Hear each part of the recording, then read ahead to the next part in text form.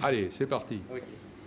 Bon, bah, écoutez, bonsoir à toutes et à tous et merci donc d'être venus à cette rencontre, on va dire. Alors certains, on a pu l'appeler meeting, on a pu l'appeler débat, qu'importe. Le principal, c'est de pouvoir se retrouver d'une part, mais aussi évoquer donc le sujet principal qui va être donc autour de nous ce soir, donc le sujet sur la ruralité.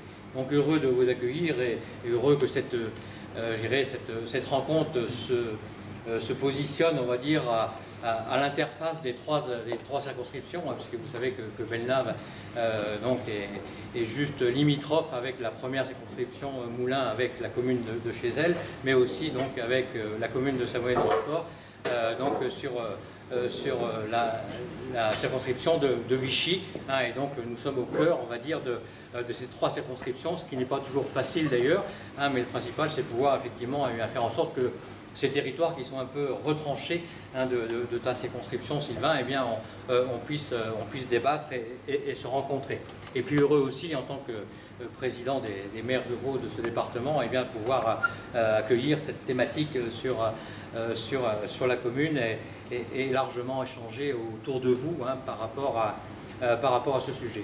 Moi, deux petits mots simplement, et mon sentiment sur ces quelques mois d'actualité sur des enjeux qui me semblent importants, qui sont importants pour le peuple, qui sont importants pour la population demain. Et aujourd'hui, je dirais, un seul plat nous est positionné sur la table. Ce sont à la fois des difficultés que peuvent rencontrer des candidats, tel qu'on a pu le voir avec Fillon. On peut le retrouver aujourd'hui avec le candidat Richard Ferrand, et quand on a parlé de tout ça, eh bien, on ne parle de rien, on ne parle pas de programme des uns et des autres, et je mettrai bien au défi tous ceux qui ont pu aujourd'hui mettre en place un président, de savoir pour qui ils ont voté et surtout pour quel programme on a à l'intérieur. Et je crois que c'est cette question qu'il faut que l'on aborde ce soir, faire en sorte, eh bien, effectivement, qu'on creuse et qu'on soit tous en capacité d'évoquer sur les 10 jours qui nous restent,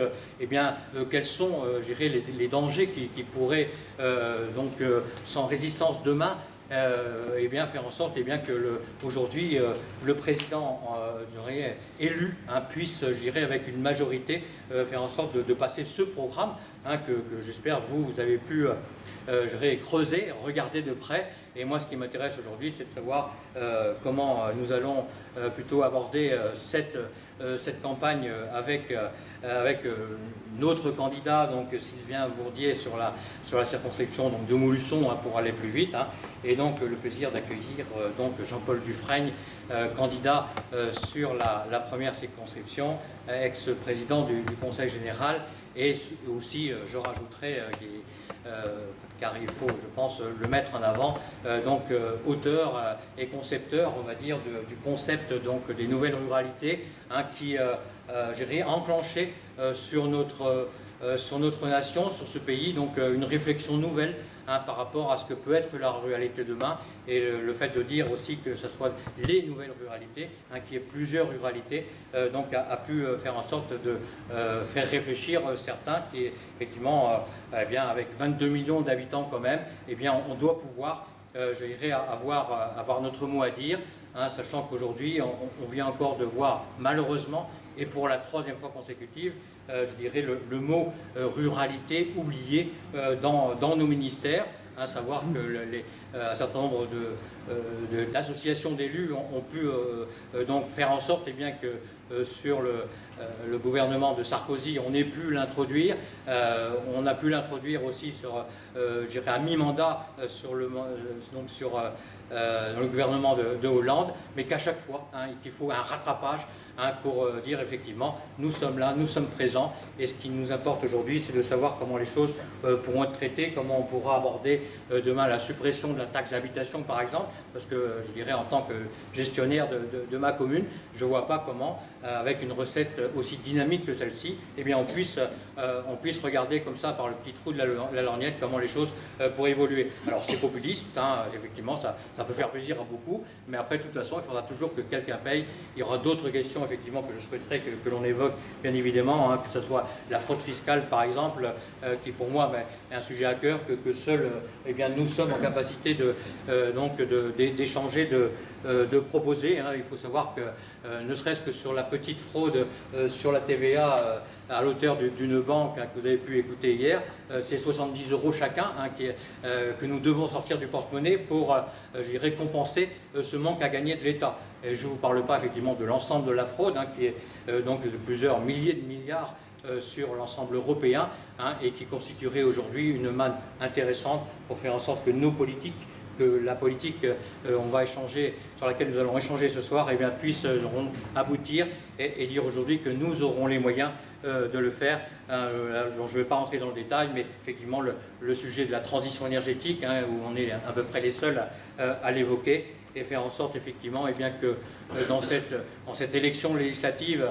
nous soyons en capacité de se rassembler. Alors peut-être autour d'un homme, il y a beaucoup de candidats, on peut le regretter, après c'est la démocratie effectivement, hein, mais je crois qu'à l'avenir, hein, il faudra qu'on fasse en sorte eh bien, qu'on soit quand même je dirais, plus regroupés autour d'un nom. Hein. Sachez que quand même si nous avions pu le faire depuis la présidentielle, nous aurions pu monter donc à 222 députés, et ça aurait de la gueule, hein, si vous voulez bien employer ce terme, demain, hein, pour faire en sorte non pas de combattre, je dirais, le pouvoir en place, en quelque sorte, mais justement apporter, je dirais, des solutions nouvelles. On peut penser par exemple à ce qu'a pu faire André Chassaigne, je ne vais pas énumérer tout ce qu'il a pu faire, mais notamment sur les retraites agricoles, hein, parce que c'est aussi un sujet peut-être que l'on évoquera. Je sais que certains agriculteurs seront en retard ce soir, mais nous rejoindront, et je pense que le fait de l'avoir sur les retraites agricoles, avoir pu gagner, hein, sur une simple proposition, hein, c'est montrer que quand on est effectivement même peu nombreux, on y arrive. Donc s'il y en a encore plus nombreux demain pour le faire, eh bien nous pouvons gagner.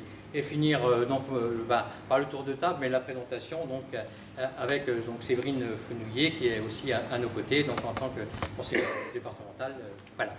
Donc place au débat. Alors je ne sais pas comment les choses s'organisent. Allez-y.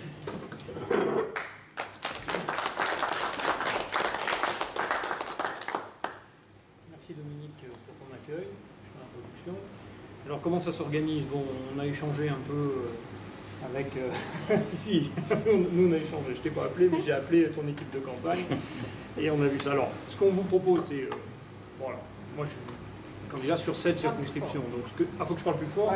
Ah oui. D'accord. Donc ce que je vous propose, c'est de me présenter, parce qu'on ne se connaît pas forcément, et comme je suis candidat sur cette circonscription, c'est l'occasion. Ensuite, une fois que je me serai présenté et j'aurai présenté ma suppléante, je vous dirai quelques mots peut-être du programme. Et ensuite, je propose de laisser la parole à Jean-Paul pour qu'il nous parle de la ruralité. Hein. C'était intéressant d'avoir son expertise ce soir. Et puis finalement, on est en bordure de circonscription. La limite est presque commune, là, on va dire. Mais vous voyez, je trouve que ce débat, ce soir-là, il prend tout son sens. Moi, j'ai été étonné durant cette campagne combien Montluçon prenait du poids. Il y a l'autre matin, c'était la semaine de l'Allier qui m'appelle, et la première question qu'il me pose, il me dit « Quel député vous serez pour Montluçon ?» Et je dis « Moi, je ne suis pas candidat à la députation pour Montluçon, je suis candidat pour la circonscription. » C'est pas pareil, parce que la circonscription, elle est riche de tous ses habitants. Donc on ne peut pas opposer... Ah oui, c'est bien ça, ça parle plus fort. Donc on ne peut pas opposer la ruralité et la ville, et les villes intermédiaires. Enfin, vous voyez, c'est tout ça qui fait notre richesse. Et on pourra avancer que tous ensemble. Donc je suis plutôt content de cette réunion de ce soir, je trouve que ça prend son sens. Et même aujourd'hui, sur FR3, il y a eu la circonscription de Montluçon. C'est vrai que c'est la ville-centre, d'accord. Mais tous les problèmes ne viennent pas de Montluçon. Et quand on a fait le tour de la circonscription, on a bien vu que c'était quand même en milieu rural que se posaient un certain nombre de problèmes. Si vous regardez le résultat des élections, prenez le vote du Front National. On pouvait penser que c'était un vote ethnique, raciste. Eh bien, en réalité, dans les grandes villes, le Front National baisse, et dans nos campagnes, il a plutôt tendance à augmenter. Eh bien ça, ça traduit sans doute le sentiment d'abandon. J'aime pas utiliser le mot sentiment, parce que quand c'est un sentiment, ça veut dire que c'est pas vraiment vrai. Or là, il suffit d'aller se balader dans certains coins pour voir qu'il y a vraiment un sentiment d'abandon justifié. Les services publics sont absents. Les écoles fermées. La moitié des maisons sont fermées ou à vendre. À un moment donné, on ne pourra pas tous vivre à côté des grandes villes ou des grandes métropoles. Plus de services de santé, etc. Mais ça, on y reviendra. Quelques mots, je vais essayer de me présenter assez rapidement. Donc j'ai 48 ans. J'habite sur Commentry, à Commentry, juste à côté de Montluçon. Je suis originaire de Domérat, c'est-à-dire de l'autre côté de la cuvette. Hop, j'ai traversé. Pour des raisons professionnelles, et j'ai passé la moitié de ma vie à Domérat et l'autre moitié à Commentry. Je m'occupe d'une association d'aide aux demandeurs d'emploi par le travail. C'est une association à but non lucratif, donc ça fait partie de ces... Alors comment vous dire? C'est une structure, c'est ce qu'on appelle un pan de l'économie sociale et solidaire. C'est toujours important de le dire parce que ça veut dire qu'il existe d'autres formes d'économie à développer. Et ça va être aussi une question qu'on devra se poser, c'est comment est-ce qu'on organise la reprise de nos entreprises sur le bassin. Il n'est pas question qu'il n'y ait pas de repreneurs. On ne peut plus perdre d'emploi, on ne peut pas se permettre ça. Donc ça veut dire qu'il faut se baser sur la loi de l'économie sociale et solidaire pour trouver d'autres formes juridiques.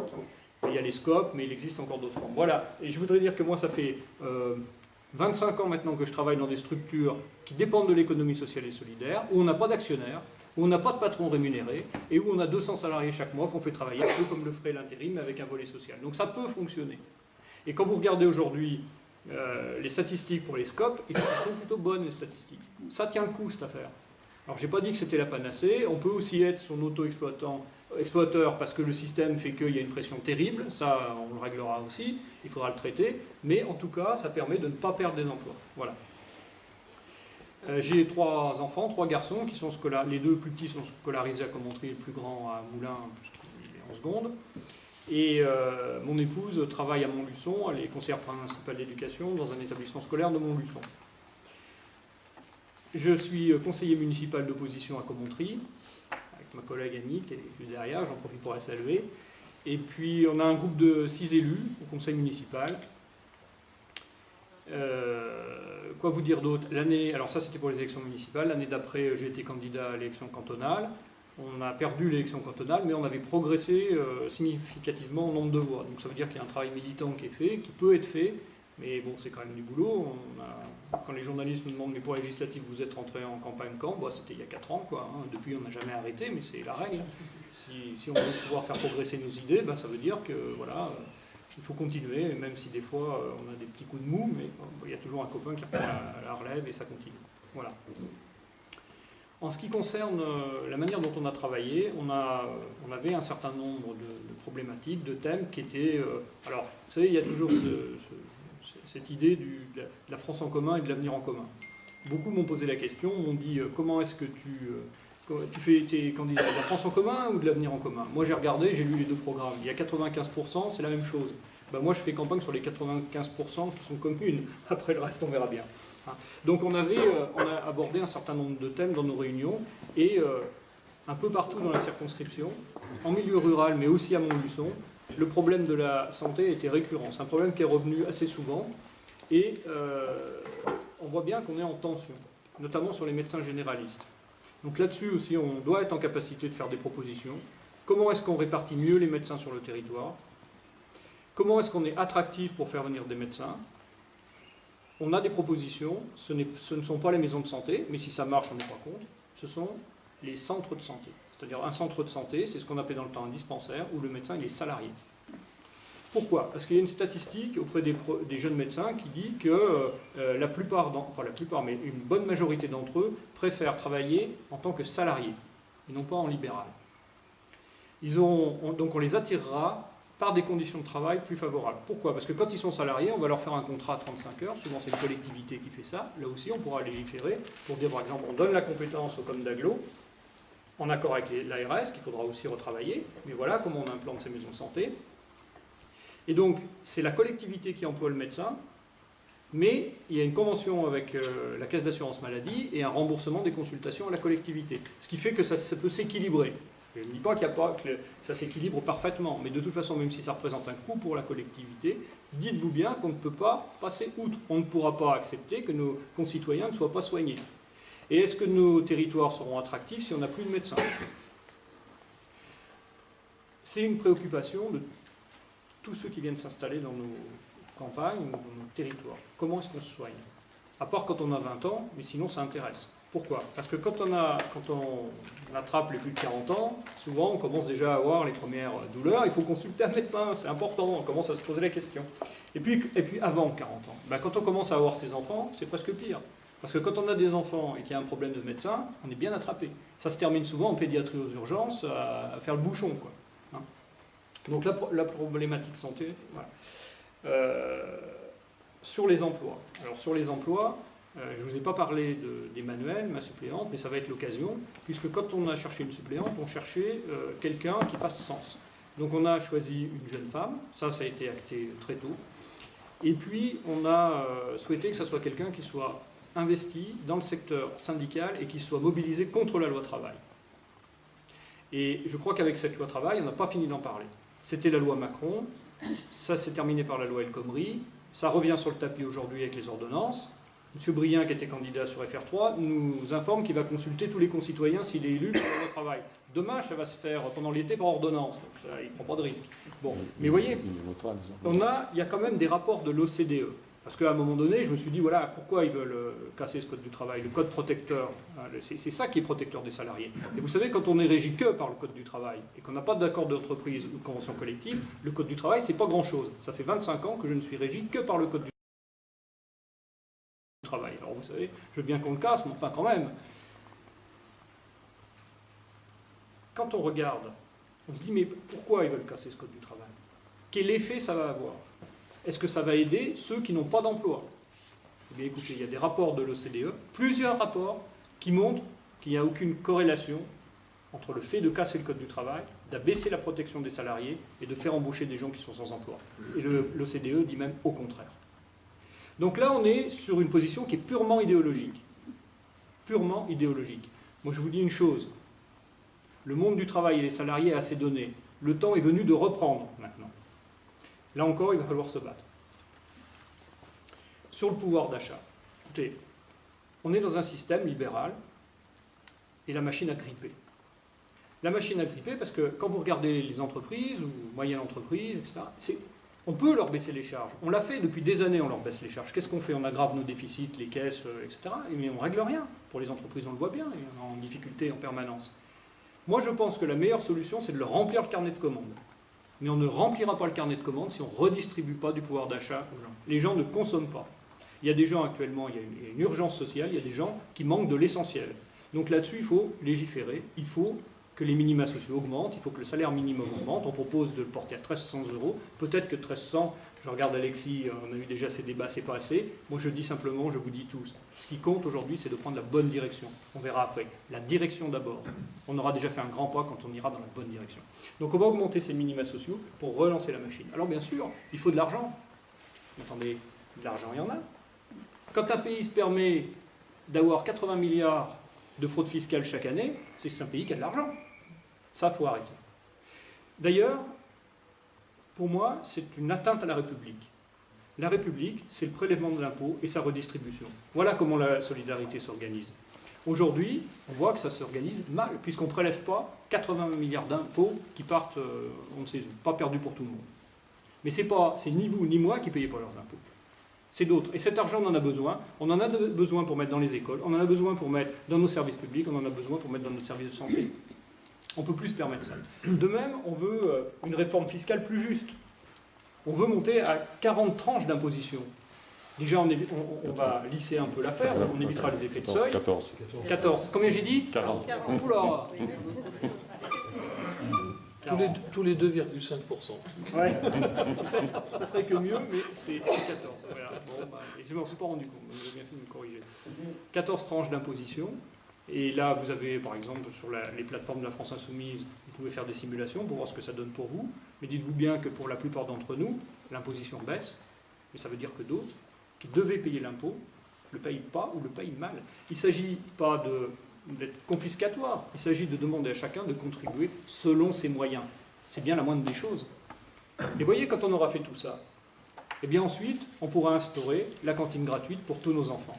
Vous avez vu cette horreur qui s'est passée? C'est-à-dire, les parents qui n'avaient pas payé la cantine, mais moi je m'en fous de savoir pourquoi ils n'ont pas payé. En tout cas, c'est le gamin qui n'a pas de repas ou un repas de moins bonne qualité que les autres.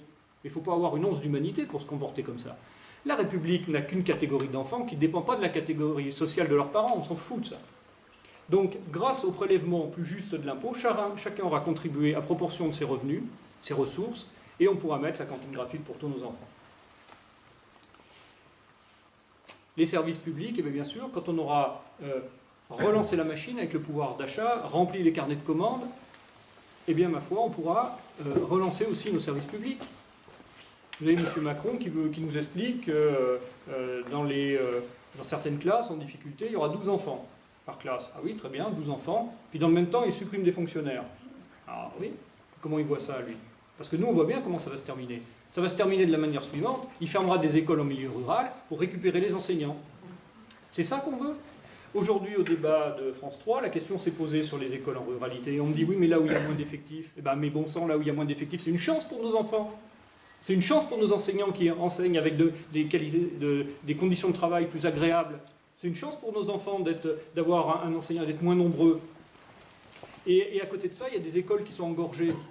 Bah, quelquefois, on pourrait peut-être prendre quelques enfants qui ont un peu plus de mal à suivre et les envoyer à des endroits où il y a moins d'effectifs.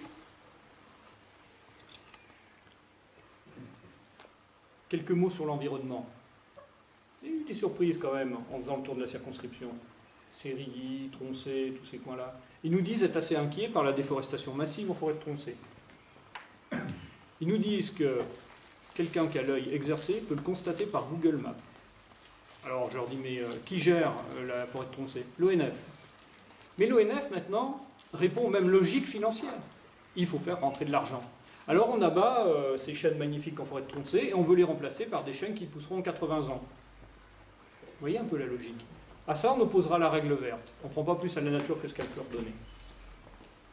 Mais pour vous dire une chose sur la démarche, vous voyez cette problématique de déforestation massive? Eh bien, on sait que, par exemple, dans la circonscription d'André Chassaigne, il y a la même problématique. Et on sait, par exemple, que dans les circonscriptions où il y a Jean Lassalle, bon, pas forcément les mêmes idées, mais il a les mêmes problèmes. Et bien, ça veut dire qu'au-delà des étiquettes politiques, on peut porter un projet de loi à l'Assemblée nationale qui vise à préserver l'environnement. Alors, quand on dit l'environnement, mais c'est aussi ce qu'on a dans l'assiette, tout ça est concerné. Hein, les filières courtes, mais bon, on en parlera sans doute avec l'agriculture familiale et raisonnée. Pour la jeunesse, j'ai dit quelques mots tout à l'heure sur les cantines scolaires, mais on veut un statut plus protecteur pour les jeunes, avec une allocation d'autonomie pour qu'ils puissent faire leurs études. On a échangé aussi avec Alexis, et j'ai rajouté un petit point. Alors, il ne faudrait pas qu'il me soit reproché qu'il ne soit ni dans un des programmes, ni dans l'autre. Bon, autorisez-moi cette liberté. On a allongé l'âge de la retraite. Il y a des jeunes qui se disent, mais si je pousse trop loin mes études, j'y laisserai la peau, je ne la connaîtrai pas, la retraite. Moi, j'ai une proposition à faire. Les années d'études, c'est-à-dire au-delà du bac, sont des années cotisées et validées pour la retraite. Voilà une idée qu'on pourrait porter à l'Assemblée nationale. Pourquoi? Parce que si on ne pousse pas notre jeunesse à faire des études, eh bien un pays qui diminue son niveau d'études est un pays qui régresse.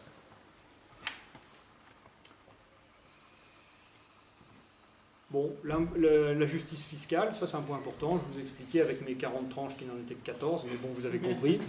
La fraude fiscale, bien sûr. Une autre Europe, bien sûr qu'il va falloir peser sur les traités européens. Dans l'Europe libérale, ce qu'on n'aime pas, nous, c'est le libéralisme. L'Europe, oui, si c'est une Europe sociale, une Europe des peuples, on la veut. Et puis aussi, on se battra pour une 6e République, parce qu'il y a une exigence démocratique aujourd'hui. Pourquoi concentrer tous les pouvoirs sur un seul homme? Regardez Macron. Macron, c'est qui? C'est le président de la France qui va bien. Hein?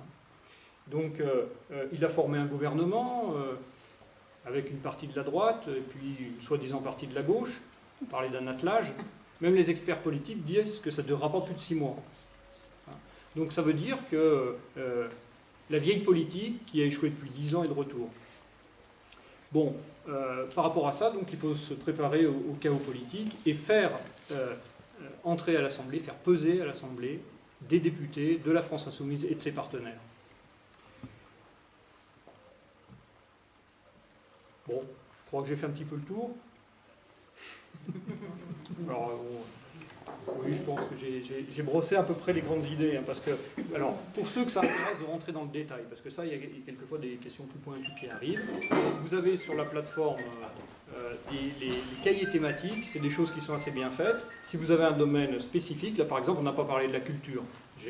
Voilà, quoi. Mais bon, la culture, c'est que c'est un outil quand même de développement en zone rurale, qui marche très bien, et 1 euro investi, c'est 3 euros rapportés. Hein, donc c'est quand même d'un bon rapport, la culture. On regarde toujours ça, mais bon, voilà. Mais pour ceux que ça intéresse, vous avez les cahiers thématiques, hein, vous pouvez aller sur la plateforme de la France Insoumise, et vous verrez des cahiers thématiques qui sont assez bien foutus, et dedans, vous avez tout le détail.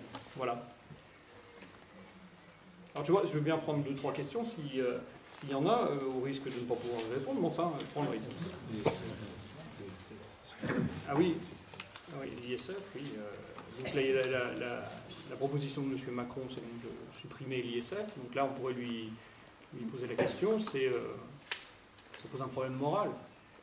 À l'heure où il y a une urgence sociale, où il y a des gens qui manquent cruellement de l'essentiel, comment est-ce qu'on peut justifier moralement qu'on supprime l'ISF? Techniquement, parce que moi, même si on me dit que ça ne rapporte rien, je me dis que symboliquement et moralement, c'est très grave de faire ça. Très grave. Et je doute que ce soit compris par nos concitoyens. C'est pas vrai que ça rapporte rien. Et c'est pas vrai que ça rapporte rien, mais c'est ce qu'il a. Pour eux, c'est rien. Oui, pour eux, c'est rien. Et augmenter la CSG. Oui, mais c'est les retraites qui diminuent. Ben oui. Ah. Oui, alors, exact. Tout à l'heure, je vous ai parlé d'Emmanuel en vous disant qu'elle était investie dans le secteur syndical et que c'était une candidature intéressante pour nous, puisque très mobilisée contre la loi travail quand la loi travail s'est présentée à nous. Ce que je ne vous ai pas dit, c'est que, et ça explique notre sens ce soir, c'est qu'elle travaille dans la grande distribution, à temps partiel bien sûr, pensez bien, et ce soir elle travaille, là, elle est en soirée, donc elle ne peut pas être là ce soir, sinon ça aurait été avec plaisir. Jean-Paul, on te laisse la parole, à moins qu'il y ait d'autres questions. Vis-à-vis du CETA et du TAFTA. Alors on y est opposé. Oui, je sais bien, oui. Alors c'est très simple, si on a la majorité, la réponse vous l'avez, si on l'a pas, bah, il faudra se battre. Voilà. Mais il faut sur cette histoire de majorité ou pas, parce que vous avez vu les candidats là sur votre circonscription, ils se revendiquent tous de Emmanuel Macron ou de sa majorité. D'abord, moi ça me choque un peu de voir des candidats qui se revendiquent de la majorité présidentielle, parce que les élections n'ont pas eu lieu encore. Sinon, on n'a pas besoin de procéder à l'élection, on demande à M. Macron de nommer des députés, puis l'affaire est entendue, hein, c'est plus vite fait. Mais, donc c'est un peu gênant ça. Mais il ne faut pas oublier une chose, Emmanuel Macron, il a été moins bien élu que François Hollande dans son temps. Tout un programme. Et sa cote de popularité est plus basse que celle de François Hollande à la même époque. Donc je veux dire, sur le fait qu'il ait une majorité, peut-être, mais c'est pas certain. C'est pas certain du tout. Donc s'il n'a pas de majorité, alors bien sûr, là, on aura d'autant plus les coups des franches pour intervenir. Tu as raison de préciser qu'il faut s'enlever de la tête ce qu'on essaye de nous faire rentrer actuellement, là, avec des médias qui sont très actifs pour donner finalement une majorité au président de la République. Et voilà, maintenant qu'on l'a, il faut qu'il puisse mettre en œuvre son programme. Je pense qu'il faut vraiment prendre le contre-pied et parler justement du programme, parce que pour l'instant, on est dans une sorte, j'appelle ça moi, de béatitude, là, comme si d'un seul coup, tout était devenu beau, comme quand il tombe de la neige, vous voyez, il y a un linceul tout blanc, là, il n'y a plus rien qui est laid. Ben non, c'est comme ça. Je pense que ce travail qui se fait actuellement, il porte parfois ses fruits, on peut l'entendre. Il faut vraiment prendre le contre-pied et revenir à l'essentiel, ce qu'a fait Sylvain, à savoir le programme d'Emmanuel Macron. Tu as parlé des postes de fonctionnaires. Ben oui, hein, où on va les prendre, hein, à l'école, oui. Ce que tu as dit est une hypothèse qui circule en ce moment. À l'hôpital, dans les maisons de retraite. Ce sont vraiment des questions, il ne suffit pas de dire il faut faire des économies, il y a trop de ci, il y a trop de ça. À un moment donné, c'est quelles sont les conséquences et pourquoi on prendrait ce genre de décision, la baisse des dépenses publiques, hein, qui est une chose qui nous est à nouveau présentée comme étant une absolue nécessité. Alors que parallèlement, tu as rappelé qu'il y a 80 milliards d'évasion fiscale tous les ans, quoi. Hein, ce sont quand même des choses qui sont importantes à rappeler. Il n'y a aucune rupture entre ce que nous avons vécu avant et ce qu'on nous promet de vivre demain. Faut se sortir de la tête que d'un seul coup, ça devient merveilleux. Non, ça ne devient pas merveilleux. Moi, il m'a suffi d'un indice. Un indice, c'est pas un indice, d'un fait. Quand j'ai vu M. Gattaz sourire jusque-là, ben écoutez, ça vaut tous les grands discours. Hein, voilà. Et donc, quelque part, il faut revenir sur ces questions et revenir sur l'essentiel. Et repousser l'idée qu'il puisse avoir une majorité absolue. Repousser cette idée. Parce qu'en plus, non. Il n'y a rien qui dit aujourd'hui que Macron va avoir une majorité absolue. Hein, voilà, donc prenons le temps qu'il nous reste, prenons le contre-pied de ces choses-là qu'on essaye vraiment de nous enfoncer dans la tête. Hein. Bon, il y a certains médias, c'est que les médias, ils appartiennent souvent à des grands groupes. Il y a certains médias qui aujourd'hui ont des discours ou écrivent ou font des reportages qui sont loin d'être sans conséquence. Hein, et c'est pas simplement un hasard si ces choses-là se disent aujourd'hui. Donc ce temps qui nous reste, je pense qu'il faut vraiment aussi l'utiliser pour mettre à nu, ce programme qui est un programme de régression sociale. Pourquoi un président de la République aurait comme première initiative celle de réformer le Code du travail, alors que la France, les salariés, les Français se sont élevés contre cette réforme sous Macron et, comment elle s'appelle, El Khomri. Non, pas El Khomri, El Khomri. Et donc, la première chose, finalement, c'est de dire on va réformer le Code du travail. Donc, c'est pas un message qui nous convient. Enfin, voilà, dire ça. Alors après, tu veux qu'on parle de ruralité. Alors, c'est simple et c'est trop simple. Alors, ce que j'ai prévu de faire ce soir, parce que, très sincèrement, on a quand même beaucoup d'occupations, c'est de dire aussi ce que je dis très souvent les autres soirs. Alors, comme je vois quelques têtes qui ont franchi les frontières de la première circonscription pour plonger dans la deuxième, voire dans la troisième, hein, puisque finalement, on savait que Bellenave était une commune à part, mais ce soir, il y a encore quelque chose qui le confirme. Bellenave est aux confins des 3 circonscriptions. Donc ça veut dire qu'on va se partager les voix de Bellenave ou non, c'est toi qui vas les avoir. Je pense que je les voilà, garde. moi, je les aurais bien. Alors, la question de la ruralité, on va essayer de la traiter d'une manière pragmatique. Moi, c'est une des raisons d'ailleurs qui ont motivé ma candidature à cette élection, et c'est effectivement le bonheur que j'ai eu de conduire une mission de réflexion sur ce concept dit de nouvelle ruralité. Pour faire très simple, nouvelle fonction des territoires ruraux dans cette France qui est en train de s'organiser autour des métropoles. Quelle place pour les territoires ruraux? Alors, on va faire très simple. Les territoires ruraux, c'est tout ce qui n'est pas métropole. Voilà. Comme ça, une fois qu'on a dit ça, on a réglé le sort de Montluçon, on a réglé le sort de Vichy, on a réglé le sort de Moulins, parce que, mais je dis ça en le disant très sérieusement, c'est que la question de la ruralité, de la définition de la ruralité, est une question importante, et puis parce que tout le monde n'a pas la même définition, et en fonction des chiffres des uns ou des autres, on accorde plus ou moins d'importance à la ruralité. Alors, qu'est-ce qui nous a fait nous intéresser à cette question? Alors, Dominique, je n'ai rien inventé. Je n'ai rien inventé, il faut garder toute notre modestie. Il y en a qui ont parlé bien avant nous de la question du concept dit de nouvelle ruralité.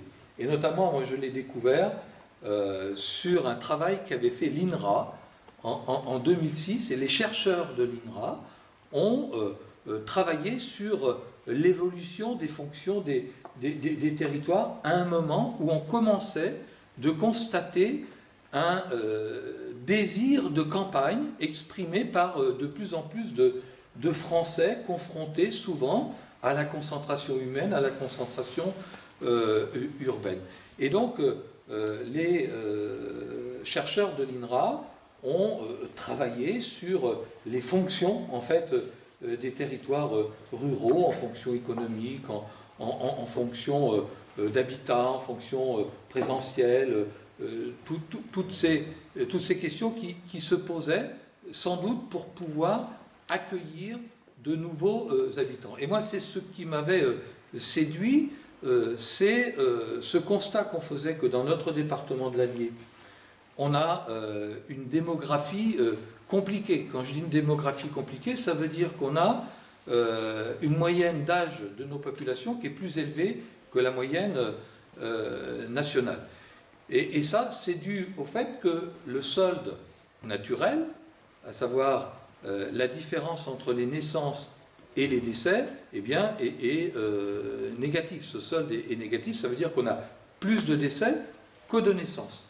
Et la méthode ou l'une des solutions pour garder la population, ou pour garder le nombre d'habitants, eh bien, c'était de favoriser l'arrivée de nouveaux habitants dans notre département. Et ça, c'était important, puisque ça pouvait constituer en soi eh bien, un vrai programme, et sur lequel on a travaillé quand on était à la tête du département.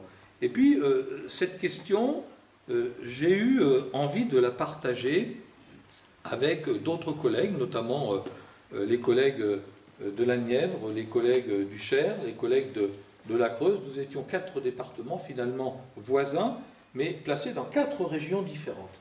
Et on se rencontrait de temps en temps pour évoquer des dossiers en commun. Et partant de là, j'ai partagé avec eux cette question de nouvelles fonctions pour les territoires ruraux. C'est-à-dire qu'il y avait beaucoup de Français qui, éventuellement, souhaitaient venir habiter dans nos territoires. Alors, ça nécessitait de travailler les questions liées à l'accueil.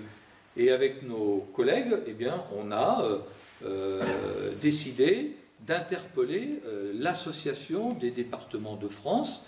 Et à partir de là, le président de l'Association des départements de France, qui s'appelait à l'époque Claudie Le Breton, qui présidait le Conseil général des Côtes-d'Armor, eh bien, m'a confié une mission avec des moyens qu'on a été chercher pour réfléchir avec des universitaires, avec des sociologues, avec des géographes sur la manière dont on pourrait mettre en avant cette question et comment on pourrait sensibiliser les pouvoirs publics d'accorder un petit peu plus d'importance à cette mutation sociétale observée dans notre pays, et notamment au niveau des territoires ruraux. Alors, il s'en est suivi un certain nombre d'auditions de personnalités. J'ai fait référence à des sociologues, à des géographes, à des universitaires, et nous avons réuni beaucoup de matière autour de ça, beaucoup de réflexions qui nous a permis d'avancer un certain nombre de propositions. Et nous avons publié un rapport qui s'appelle le rapport sur les nouvelles ruralités, et nous avons fait aussi un premier colloque à Vichy qui a réuni entre 400 et 500 personnes qui venaient de toute la France pour réfléchir sur cette question. En 2015, quand tout ça s'est arrêté, parce que eh bien, nous sommes aussi dans un pays où les bonnes idées, quand elles ne viennent pas de soi, eh bien, ou des autres, peu importe, on les arrête quand on change de majorité. Et c'était particulièrement dommage. Mais en 2015, 42 départements s'étaient associés à cette démarche et nous avions des rencontres régulières pour parler de ces questions. Alors, pour faire court, synthétique, mais néanmoins donner un certain nombre d'exemples, je vais évoquer les questions d'ailleurs qui sont celles que nous poussons dans le programme qui est le nôtre au niveau de la première circonscription, qui est le nôtre avec bien sûr tous les éléments que tu viens de souligner et que nous partageons, mais nous avons voulu nous appuyer sur cette expérience, sur cette réflexion, pour essayer de pousser en avant une loi d'orientation pour les territoires ruraux. Parce que tu as évoqué la question de la santé, tu as évoqué d'autres questions qui concernent nos territoires, qui concernent bien sûr au-delà de nos territoires, parce que la question des médecins, malheureusement, elle ne se pose pas que dans les territoires ruraux. Hein. Il y a des grandes villes où on manque aussi de médecins. On n'en manque pas à Nice, hein, je voulais vous rassurer tout le monde. À Nice, dans les belles rues, quand vous voyez des plaques, des belles plaques, il y a souvent un nom de médecin. Hein. Ça commence par docteur et on décline l'identité derrière. Mais il n'empêche qu'il y a quand même des secteurs en France où on manque de médecins, y compris dans les milieux urbains. Ce que nous avons voulu porter, parce que si je parle d'une loi d'orientation pour les territoires ruraux, ça fait partie des éléments de proposition que nous avons fait dans les ministères pour que nous puissions rassembler l'ensemble des éléments qui sont nécessaires pour que ces territoires ruraux eh bien, trouvent une place dans ce que nous appelons la France de demain. Et plutôt que d'avoir des décisions qui se prennent au coup par coup, un jour on parle des médecins et des déserts médicaux, un autre jour on parle de la question du numérique, un autre jour on parle de la question de la téléphonie, il nous semble important de rassembler tout ça dans une loi d'orientation de façon à éclairer le chemin que nous avons à faire, de façon à éclairer les décisions que nous avons à prendre, de façon à ce que ces décisions puissent porter leurs fruits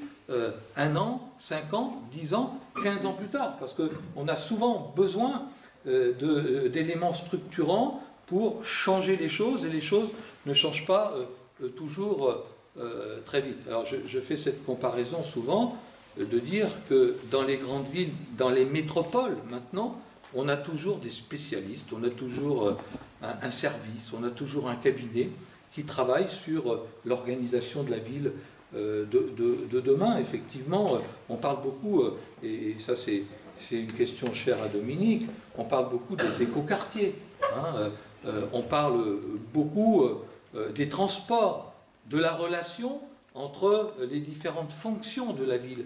Et on a toujours des réflexions qui permettent de prendre des décisions. Hein. En milieu rural, on n'a pas cette culture de l'ingénierie ou cette culture d'essayer de se projeter plus loin pour imaginer comment les choses vont se passer et ce que nous avons à faire par rapport à un projet de société. Parce qu'au-delà de la question dite de la ruralité, c'est aussi se projeter dans un projet de société. Hein, j'ai vu tout à l'heure sur un véhicule le goût du bonheur. Eh bien, quand beaucoup de Français aujourd'hui expriment un désir de campagne, hein, parce qu'ils mettent derrière cette question une notion de qualité de vie, une notion de bonheur, une notion de lien social, une notion de simplicité, eh bien, c'est quelque chose de très important. Et notre rôle, c'est bien d'essayer de construire une société qui réponde aux aspirations de nos concitoyens, et plutôt que de construire, ou plutôt que d'essayer de mettre nos concitoyens dans les cases de la société qu'on veut leur vendre. Hein. Et je pense que quand on parle de société libérale, quand on parle de choses comme ça, on voit bien que tout ça peut se rencontrer. D'autant plus que nous sommes dans un pays où nos élites, j'aime pas non plus ce terme, t'employais un terme tout à l'heure de sentiment d'abandon, et t'aimais pas ce terme, j'aime pas ce terme d'élite, mais il n'empêche qu'aujourd'hui, nous sommes plutôt en général gouvernés ou dirigés, où les grands technocrates ont plutôt une pensée urbaine. Hein, ils vivent urbain, ils pensent urbain, et pourtant, ce sont eux qui décident un certain nombre de choses qui nous concernent directement.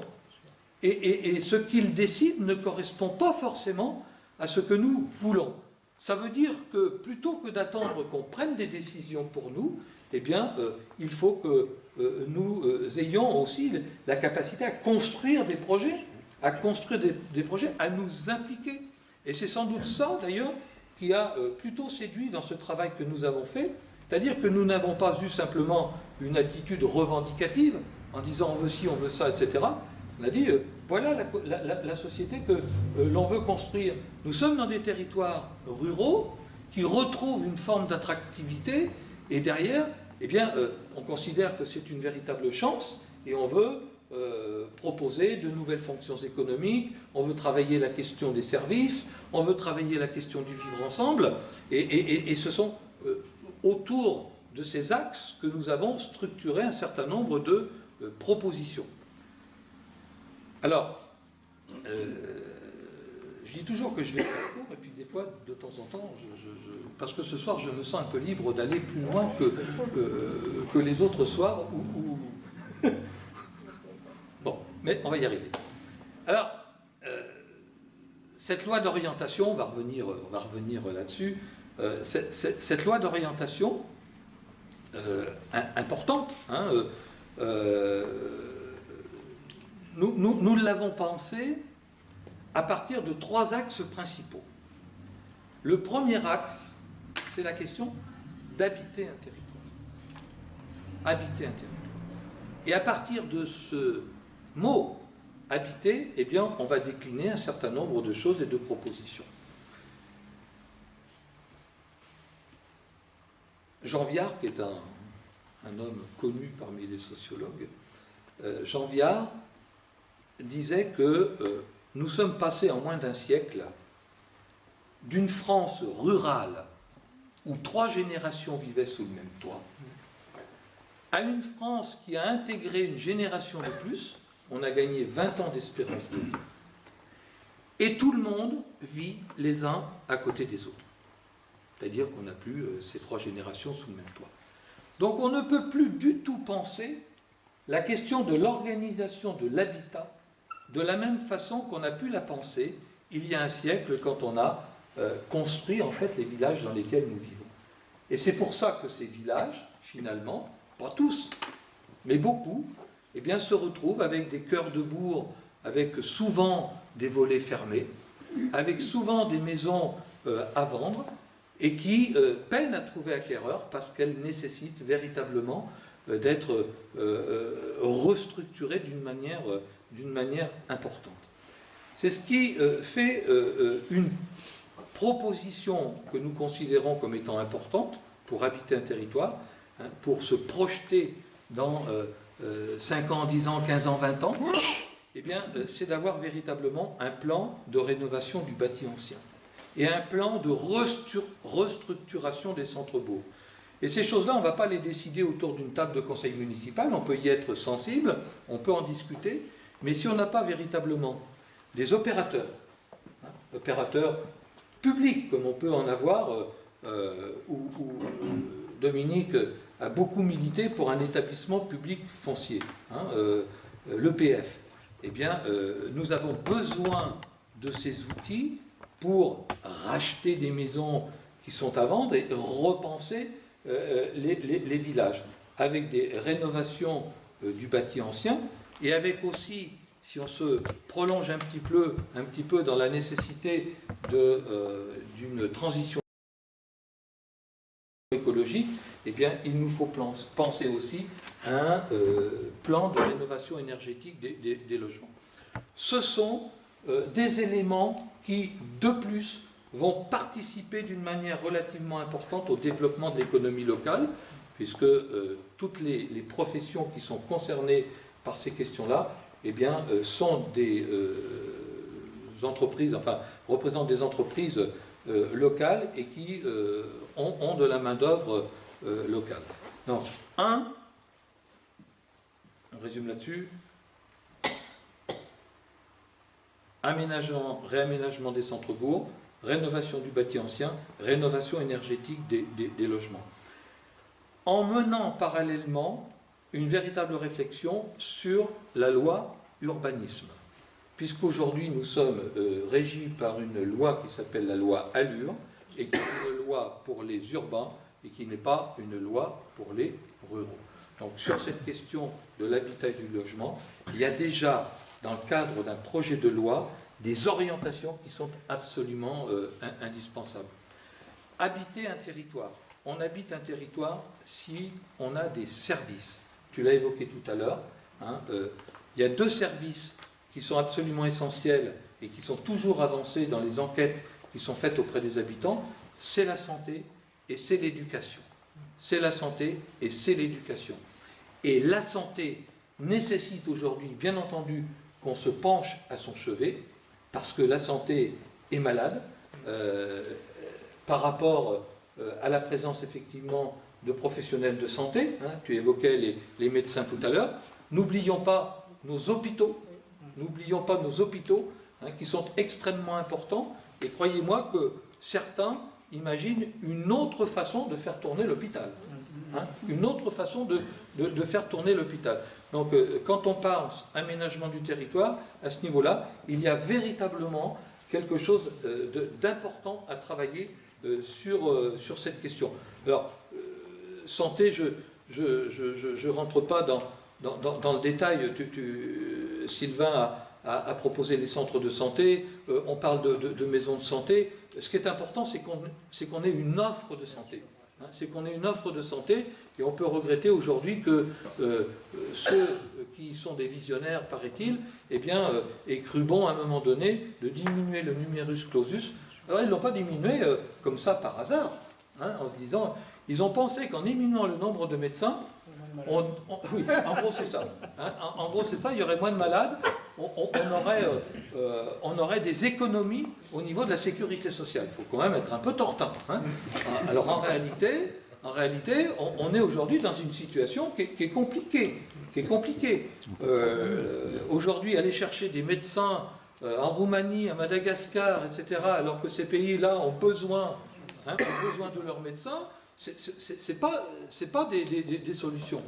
Et je ne suis pas certain aujourd'hui que le numerus clausus ait été augmenté de façon significative. Et je ne suis pas certain que dans 10 ans, on aura encore réglé ces questions-là, parce qu'on aura des nouveaux médecins qui arriveront sur le marché. Donc cette question-là, elle demande d'être explorée, expertisée d'une manière beaucoup plus importante. Et puis c'est vrai que ce qu'on n'a pas non plus senti à l'époque, pensé, anticipé, c'est que finalement la profession s'est féminisée. Alors c'est pas bien pour nous ça, messieurs, ça veut dire que quand on a diminué le nombre de médecins, eh bien ça a eu pour conséquence de sortir plus de femmes médecins que d'hommes médecins. On m'a dit que c'est parce que les femmes travaillent plus. On n'a pas voulu aller plus loin, parce qu'on montrerait dans des discussions qui pourraient trouver des points de vue fort différents. Mais par contre, ça a un effet immédiat, c'est que jusqu'à maintenant, eh bien, les femmes, ce sont elles qui font les enfants, même si on les aide un peu, et quelque part, elles arrêtent, elles ont des ruptures d'activité pour élever leurs enfants, etc. Et elles ne travaillent pas dans les mêmes conditions. C'est pour ça que tu avais tout à fait raison tout à l'heure, quand tu pensais salariat des médecins. Et il y a beaucoup de femmes qui aujourd'hui recherchent, pour ça que les centres de santé ou les maisons de santé peuvent être intéressantes, parce qu'on n'est pas obligé de s'y installer en tant que libéral, on peut s'y installer aussi en tant que salarié et faire une semaine, faire du mi-temps par exemple. Hein, si on trouve un médecin qui vient tous les jours de 8h à midi, eh bien on est très content. Hein. Donc il faut aujourd'hui avoir une offre d'installation qui puisse permettre de renforcer l'attractivité. Alors il faut aller sans doute plus loin. Hein. Moi j'écarte pas, je partage l'avis de celles et ceux qui pensent que certaines mesures coercitives seraient peut-être pas finalement à écarter. Je pense que l'idée de faire venir ou d'obliger les étudiants en médecine d'avoir un stage de 6 mois en milieu rural est une bonne idée aussi, parce que bon, en termes de connaissances des territoires, c'est quelque chose qui peut tout à fait rentrer d'ailleurs en complément de formation. Enfin voilà, cette question de la santé est importante. L'école aussi est importante. On nous a, mon pauvre Dominique, un petit peu massacré sur cette question-là, hein, quand on a accompagné certaines réflexions, et j'aime rétablir quelques vérités dans ce domaine-là, puisque à un moment donné, le rectorat a signé des conventions avec les responsables, les représentants d'élus, avec les représentants, c'est tout d'ailleurs, il n'y a pas d'autres qui ont voulu signer. Ça, c'est quelque chose, oui, qui est parti de réflexions qu'on a portées. Moi, quand j'étais président du Conseil général, tous les ans, je voyais arriver l'inspecteur d'académie, hein, je ne me suis jamais fait à l'autre nom, d'Azen, l'inspecteur d'académie, je pense que ça veut bien dire ça, et je le voyais toujours arriver dans mon bureau, il prenait un rendez-vous, il se contorsionnait un petit peu, comme ça, on aurait dit qu'il mangeait du shrimp. Il avait toujours une mauvaise nouvelle. Hein. Monsieur le Président, voilà, je voulais quand même, avant que ça soit public, avant que l'information soit divulguée, je voulais que vous sachiez que cette année, et on a fait beaucoup d'efforts et on s'est beaucoup battu, mais on va supprimer tant de postes, hein, 10, 15, 20 postes dans le département. Alors, rassurez-vous, parce que on va trouver des postes, au début, il disait toujours ça, on va trouver des postes dans l'administration, et ce qui fait qu'on va retirer peu de professeurs dans les classes. Tous les ans, bien entendu, eh bien, c'est normal, hein, les communes qui étaient concernées, elles réagissaient, les conseils municipaux prennent des délibérations, les parents d'élèves s'organisent, se rencontrent, font les pancartes, et puis on va manifester, et on emmène les enfants, etc. Je voyais tous les ans se reproduire ça. Tous les ans se reproduire ça. Moi, je me suis posé la question un jour avec d'autres, hein, on a partagé ces choses-là, en disant, mais pourquoi ne pas lancer une grande réflexion autour de ces questions-là. Parce qu'on me disait, mais vous savez, l'allié, c'est peu attractif. Les jeunes professeurs des écoles, quand ils sortent, ils ne demandent pas l'allié. Ils ne demandent pas l'allié. Et puis si on les affecte dans le département, à 16h30, on se sauve parce qu'on va prendre le train à Moulins et on rentre sur Clermont-Ferrand. Ce qui n'était pas faux, hein, pour un certain nombre. Donc pourquoi ces jeunes enseignants ne trouvaient pas leur bonheur dans notre département? C'est une question qui concerne les élus, qui concerne les parents d'élèves, qui concerne les enseignants, et ce qu'on souhaitait, c'était qu'on lance une réflexion autour de ça. C'est parti un petit peu autrement, il y a une convention qui s'est signée et qui a figé pendant 3 ans le nombre de postes, pas d'enseignants, hein, ça ne veut pas dire qu'il n'y a pas eu des fermetures de classes, on en a encore eu cette année. Bon, le solde de fermeture-ouverture est déficitaire, on nous dit qu'on a réaffecté des moyens en remplacement, etc. etc. Mais excusez-moi d'avoir été un petit peu long sur cette question, ça veut quand même dire que le sujet de l'école, il n'est pas refermé. Il n'est pas refermé. Il y en a qui pensent toujours que l'école primaire peut se regrouper intégralement autour du collège. Autour du collège. Hein. Moi, je l'ai entendu. Hein. Donc, il va falloir que cette question, eh bien, elle revienne, hein, sur le tapis. Et l'année prochaine, la convention étant terminée, plus rien ne fait obstacle à ce qu'il y ait des suppressions de postes. Et je crois effectivement que pour mettre un enseignant devant 12 élèves dans les zones d'éducation prioritaire, je crois que c'est sur CP et CE1, eh bien, j'ai peur qu'on fasse véritablement, qu'on reprenne beaucoup de postes dans le milieu rural. C'est pas acceptable. C'est pas acceptable. Hein, et donc, il va falloir mener un combat là-dessus. Donc, la question des services, hein, je m'éloigne un petit peu des nouvelles ruralités, mais c'est quand même une question qui est fortement d'actualité. Cette question des services est essentielle. Je pourrais parler de la petite enfance. Je pourrais parler des services auprès des personnes âgées.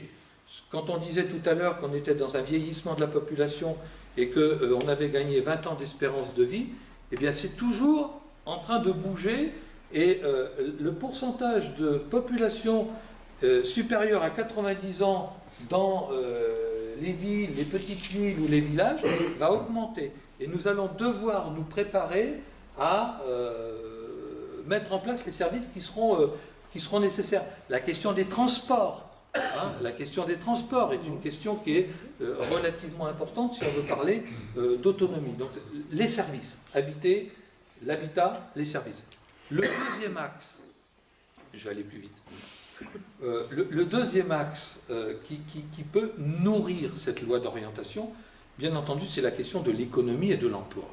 L'économie et de l'emploi, parce qu'on n'habite pas sur un territoire, alors sauf si on y passe une retraite paisible et agréable, on n'habite pas sur un territoire si on ne peut pas y travailler. Et cette question, elle est essentielle. Donc on a notre économie d'aujourd'hui, mais quelle autre économie on peut installer petit à petit dans les territoires ruraux? Alors il y a quelques pistes sur lesquelles on travaille et on peut travailler. Tu as bien fait d'évoquer la question de l'économie sociale et solidaire, parce que c'est véritablement un débouché sur lequel il faut s'arrêter. J'en parle très rarement dans les réunions, mais il est important de le rappeler. Nous, on l'avait beaucoup évoqué dans la réflexion sur la mission. Alors, 3-4 éléments de réflexion pour simplement montrer que nous avons encore des potentiels économiques et que nous pouvons nous projeter. Un, le numérique. Le numérique.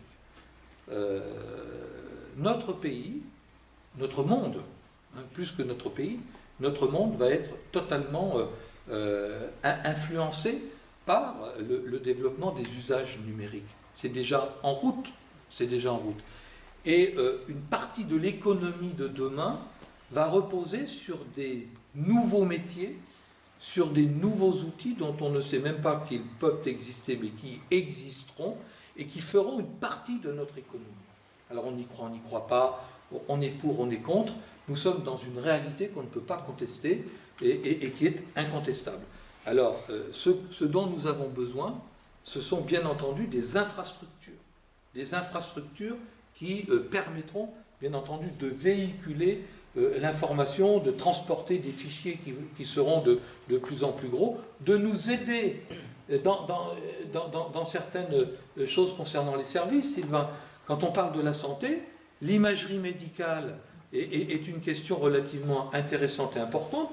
Dans un centre de santé, tu fais un électrocardiogramme, enfin le médecin fait un électrocardiogramme, c'est pas un spécialiste pour la lecture des électros, et c'est envoyé dans les 5 minutes, eh bien, il peut être interprété. Et s'il y a une urgence, eh bien, on déploie les moyens qui sont nécessaires.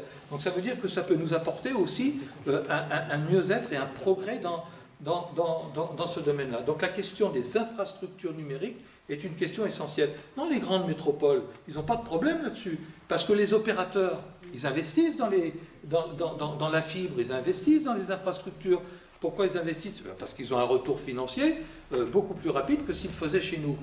Donc l'État doit réguler ces choses-là. Alors bien entendu, il y a un fonds d'aménagement numérique qui existe, mais qui est largement insuffisant pour qu'on puisse aller plus vite et plus loin. Parce que plus on prendra du retard et plus on cumulera un handicap sur le développement de nouvelles activités liées à ça. Le télétravail, hein, le télétravail. Tout le monde ne va pas télétravailler, mais le télétravail est en train de prendre de l'importance.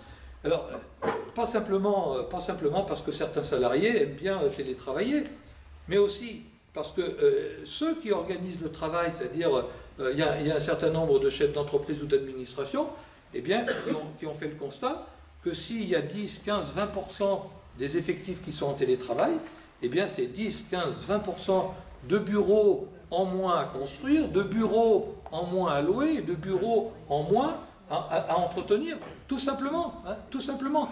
Donc ça a un effet économique directement. Et puis quelque part, il y a des gens qui souhaitent, hein, pas forcément toute la semaine et tous les jours de la semaine, mais passer 2 jours, 3 jours, on économise du temps de déplacement, on économise de la sécurité, on économise du carburant. C'est tout un ensemble qu'on ne doit pas mal juger. Hein. Ça peut être mal jugé si on a des objectifs qui ne sont pas sains derrière ça. Mais ça peut être un outil de développement et de qualité de vie également. Hein. 1, le numérique. 2, les énergies nouvelles, les énergies futures. La question ne se pose plus aujourd'hui, j'y vais carrément, hein, parce que ça fait encore débat parfois dans des têtes, mais la question ne se pose même plus de savoir si nous allons ou pas sortir du nucléaire. Nous allons sortir du nucléaire. Et nous allons en sortir parce que les jeunes générations ne vont plus accepter que nous puissions continuer de produire des déchets radioactifs dont on ne sait pas quoi faire parce qu'on ne sait pas les traiter. Et donc nous allons rentrer, alors ça ne va pas se faire en 6 mois, en 2 ans ou en 5 ans, mais nous allons rentrer dans une ère nouvelle à ce niveau-là, où nous allons reconstruire notre énergie, hein, au travers d'un certain nombre de possibilités. On pense souvent aux éoliennes, on pense souvent à l'hydraulique, pas forcément ici mais ailleurs, même s'il y a des grosses cascades à Bellenave, on pense au photovoltaïque. Tout ça va constituer pour les territoires ruraux une véritable capacité à développer de l'économie et de l'emploi. Hein. Voilà, je le livre comme ça, mais mettons-nous bien dans la tête que nous n'allons pas continuer pendant des siècles à produire. Alors, il faut continuer la recherche pour, bien entendu, essayer de trouver une solution pour tout ce qu'on a stocké dans des containers au fond de la mer. Hein. On n'y voit plus, là, on peut nager tranquillement. Ce qu'on a en dessous, c'est pas grave. Hein, c'est pas grave. Donc il y a vraiment quand même des questions qui se posent autour de ça. Et quand on parle de transition écologique, moi j'y crois fermement. Eh bien, on ne peut plus penser les choses aujourd'hui comme on les a pensées hier. C'est pas renier les choix qui ont été faits, c'est simplement faire un constat qu'il faut rentrer dans une forme de transition. L'agriculture représente bien entendu encore un potentiel de développement économique qui n'est pas totalement exploité. Nous sommes dans un département d'élevage. 80% de la production est engraissée à l'extérieur du département. Nous avons capacité à relocaliser une partie de l'engraissement dans nos territoires et de faire de la valeur ajoutée et économique en rentrant dans un système de circuits plus courts pour pouvoir mieux valoriser nos animaux et créer de l'emploi et renforcer les filières qui sont les nôtres. La question de l'agriculture biologique est une question aussi essentielle. Là aussi, souvent le débat passionné. Qu'est-ce que j'entends ? J'y prends pour rien. De l'autre côté, j'entends, moi je ne mange plus que de ça. Voilà, on a les extrêmes, mais au milieu des extrêmes, eh bien, il y a une réalité. C'est que plus 7% tous les ans en augmentation de la consommation de produits issus de l'agriculture biologique. Et bien, sachez que dans un département comme le nôtre, nous ne sommes pas autosuffisants, hein, et que nous importons des produits qui viennent d'ailleurs. C'est absolument pas normal.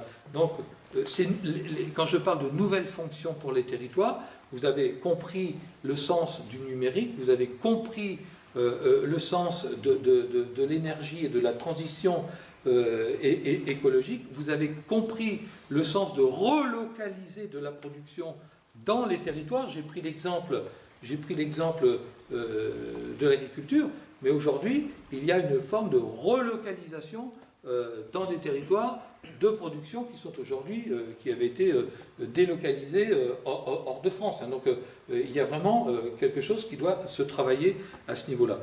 C'est le deuxième volet, c'est la nécessité de prospecter du développement économique pour nos territoires et que nos territoires puissent en profiter. Le troisième axe sur lequel je veux insister et qui fait l'objet de propositions derrière, c'est la question du vivre ensemble. Et la question du vivre ensemble, alors c'est un mot qui a été galvaudé aussi, ça, hein, on y met un certain nombre de choses.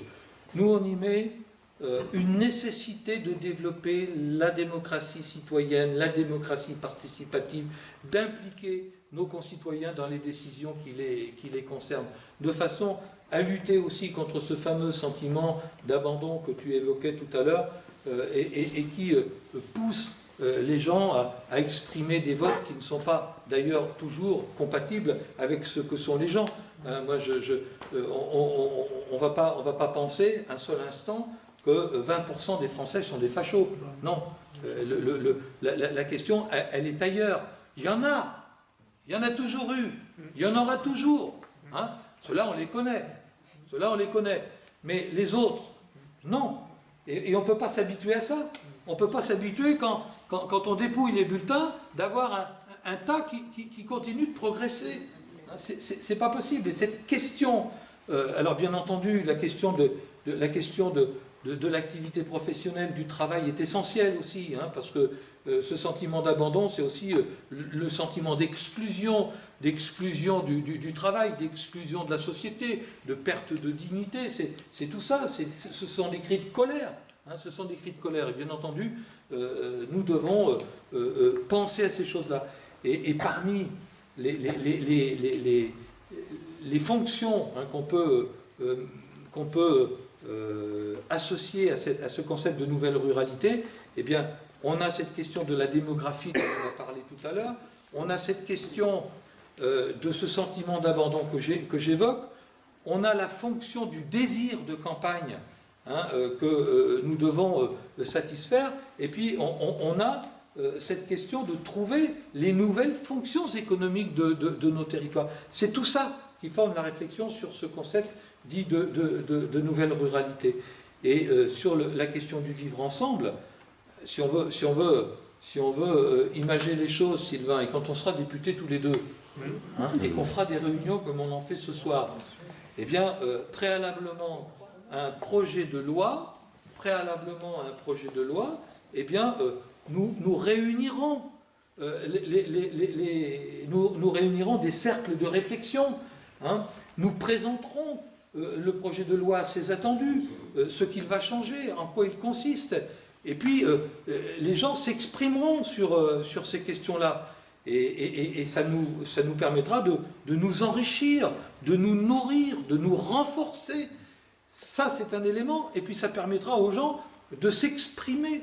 Il y a tellement de gens qui ont des choses à dire et qui n'ont jamais l'occasion de le faire, et qui nourrissent le fait de... Hein, oh, bah moi, oui, moi je voudrais bien dire ça, mais quand est-ce que je le dis, hein, quand est-ce que je le dis? Donc cette question, elle est importante.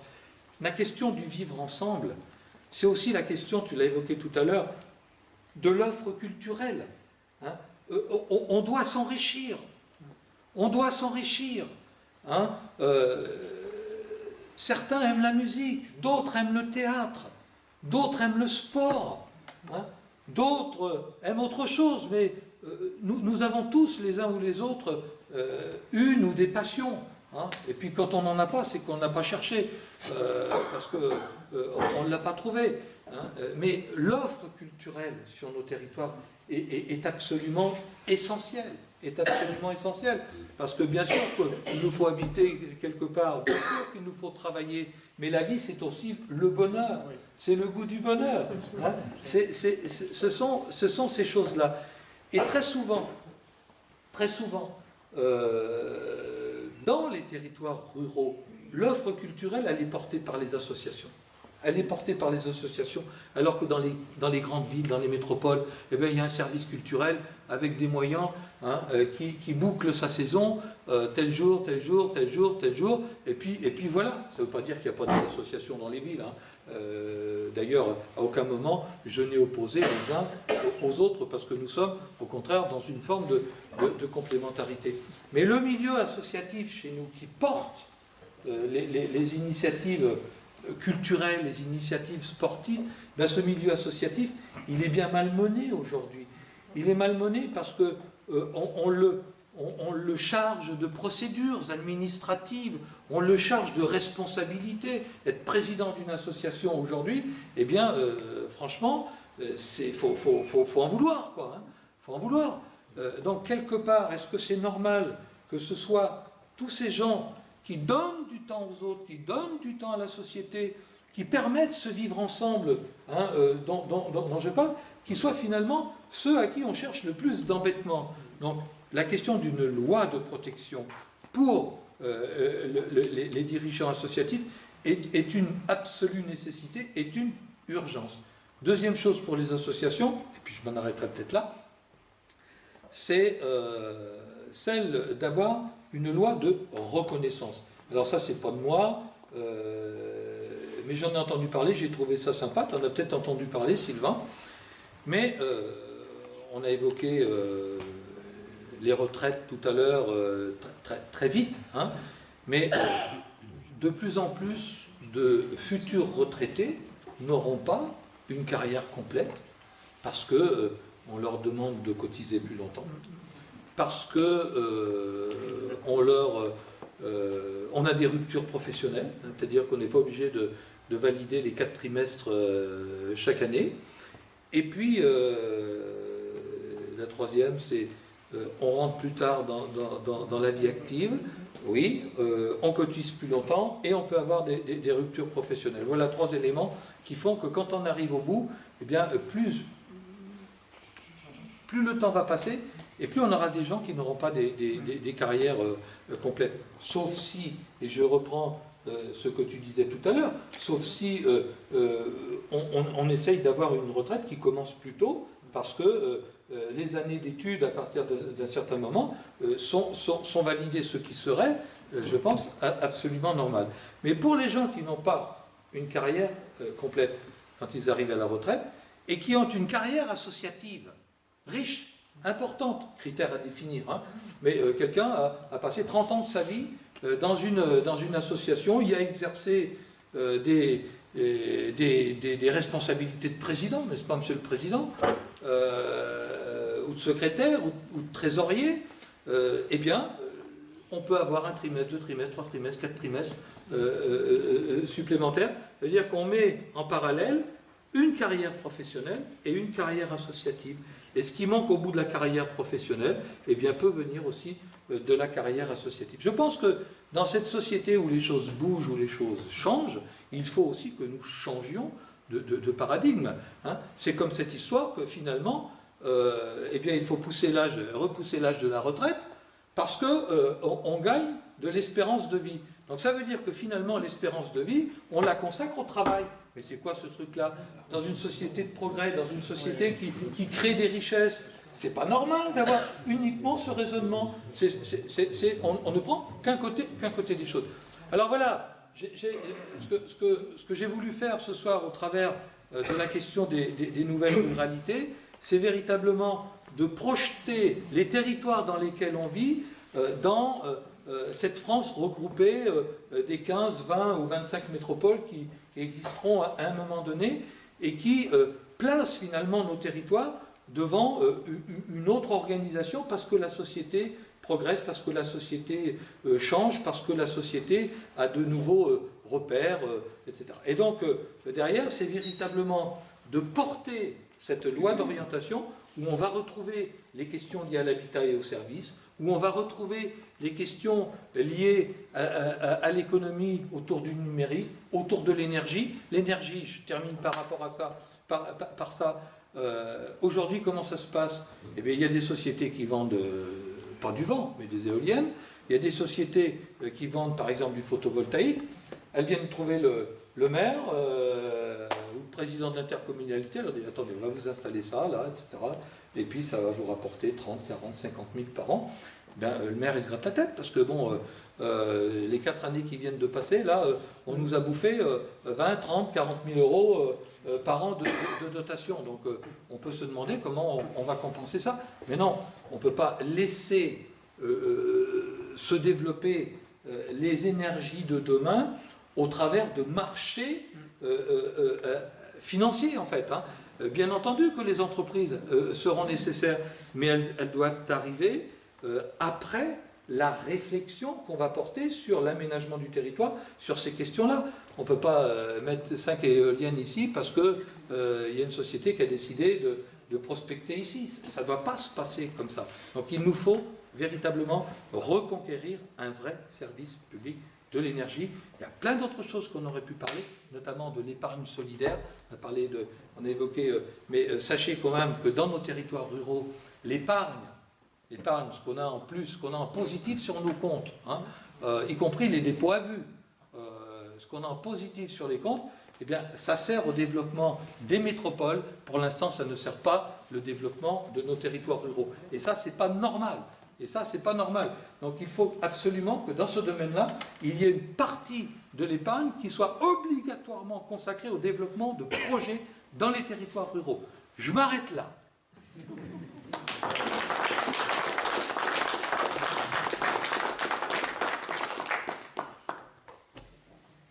Allez-y. Voilà, Hein. je crois que si tu nous as pas donné le petit bonheur ce soir, je comprends pas. Moi, je voudrais personne n'en a réellement parlé, mais le Code du travail, c'est aussi les comités d'entreprise. Hein, qu'est-ce qui va être fait à ce niveau-là? Alors, si les comités d'entreprise sont touchés, les salariés, adieu les colonies de vacances. Les colonies de vacances, hein, dans les grandes villes, les enfants, c'est pas du luxe de les envoyer prendre l'air l'été. Hein. Les bibliothèques, les chèques vacances, enfin, tout ce qui concerne les comités d'entreprise. Et ça, si c'est par entreprise, on est cuit. Non, vous avez raison. Hein, et l'hôtellerie, tout ça, si les gens ne peuvent non plus, je veux dire, dans les grandes entreprises, dans les petites entreprises, c'est différent, mais dans les grandes boîtes, s'il n'y a plus la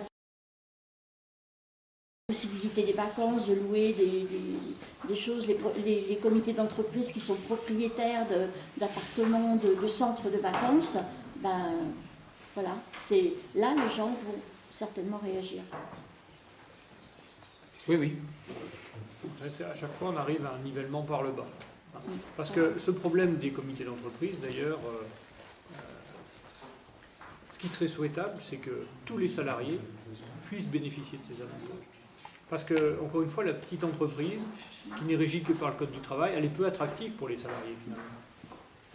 Et donc c'est pour ça que ça aurait été bien de niveler par le haut. Mais ce qui se passe, c'est exactement le contraire. On casse tout, merci, mais on casse tout et on nivelle par le bas. Mais il n'y a rien qui peut justifier ça. Rien. Si ce n'est d'asseoir une position dominante des possédants sur les autres. Les patrons vont y gagner, hein, parce que plus de... Oui, mais c'est aussi... Moi, je pense qu'ils cherchent à gagner, c'est aussi un combat idéologique. Idéologique, avant tout.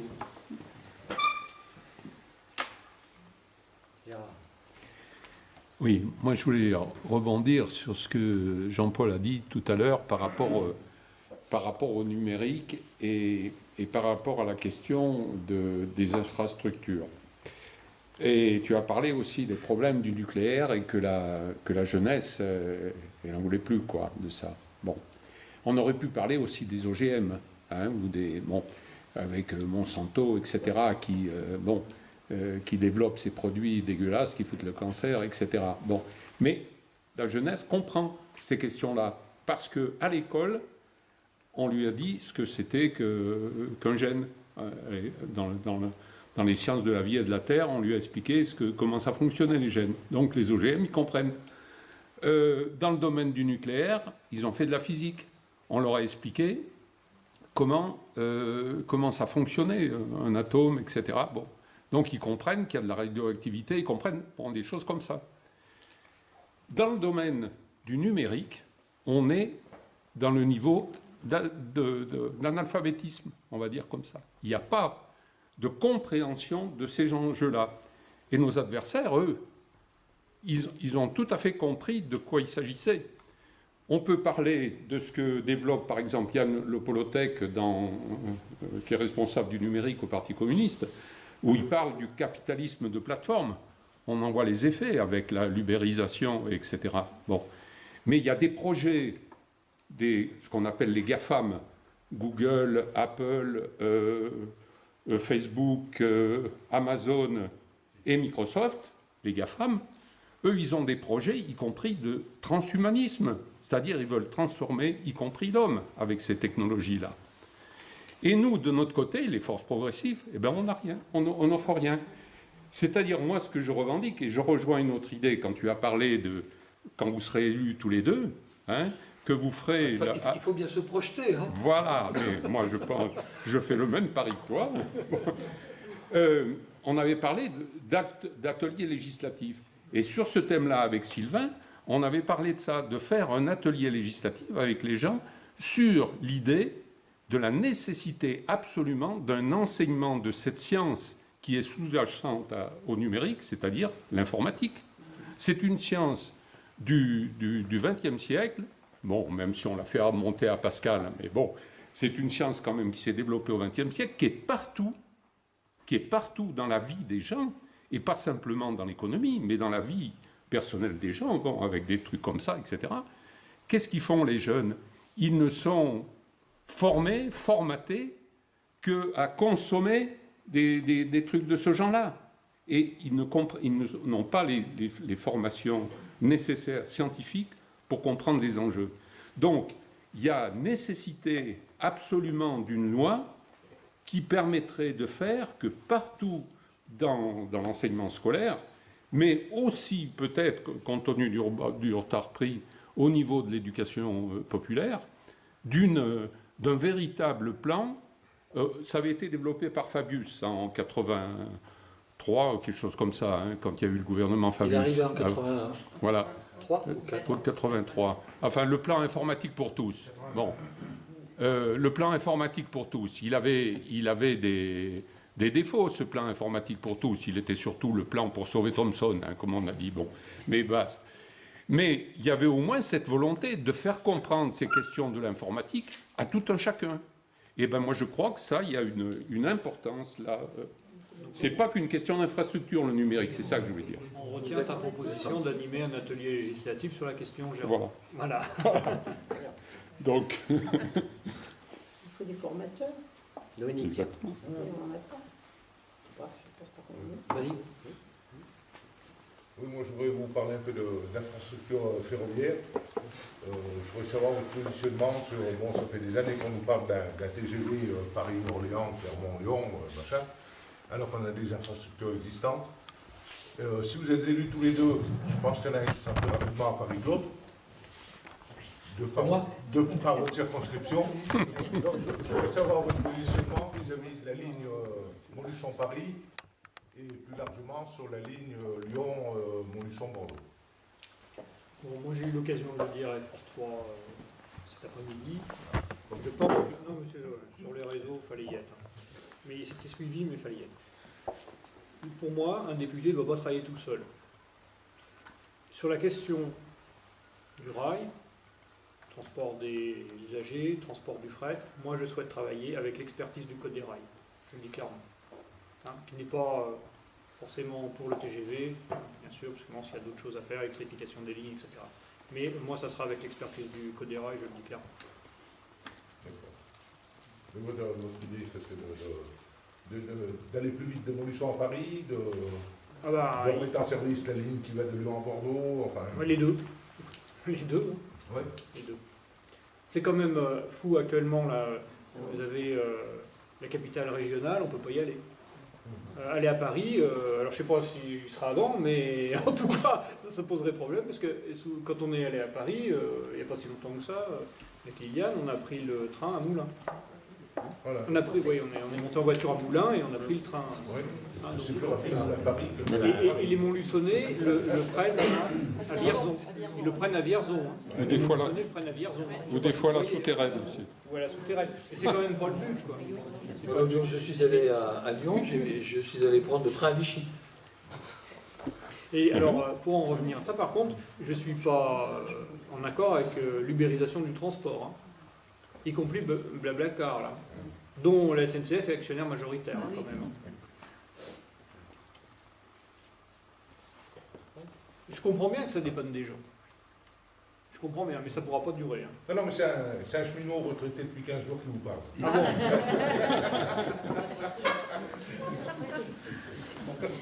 Alors, est-ce que... Pas pour les transports alternatifs. Et un bénévole associatif qui mériterait au moins Moi, une vous prenez dizaine de moi, kilomètres. mon fils qui est à l'école, j'en parlais tout à l'heure, il est à l'école à Yzeure, il fait une seconde générale, mais avec une option à appliquer, donc c'est Yzeure, eh bien c'est le bus, il n'y a pas de train. Ouais. Mais bon, on est plus rassuré quand ils sont dans le train que dans le bus, malheureusement. Ah, moi, j'ai fait une fois le bus Gare à Montluçon, j'ai dit plus jamais. Et essayez d'aller à Bordeaux par le train. C'est bien Macron d'ailleurs qui a fermé les lignes à l'avantage du transport car. Bien sûr. Et il y en avait des cars Macron, mais ils ont été supprimés aussi.